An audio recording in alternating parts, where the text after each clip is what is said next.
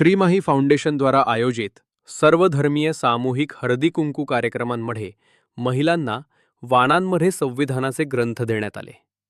श्रीमाही फाउंडेशनद्वारा आयोजित रक्तसप्तमीच्या औचित्य साधून दरवर्षीप्रमाणे यावर्षी श्रीमाही फाउंडेशनच्या अध्यक्ष प्रिया पाटील गोंडेश्वर यांनी सर्वधर्म सामूहिक हळदीकुंकाचा कार्यक्रम आयोजित केला होता. या हळदीकुंकाच्या कार्यक्रमांमध्ये महिलांना वाणामध्ये संविधानाचा ग्रंथ देऊन संविधानाप्रती जनजागृती करण्यात आली. या सामूहिक हळदीकुंकाच्या कार्यक्रमाला शेकडो महिलांची उपस्थिती होती.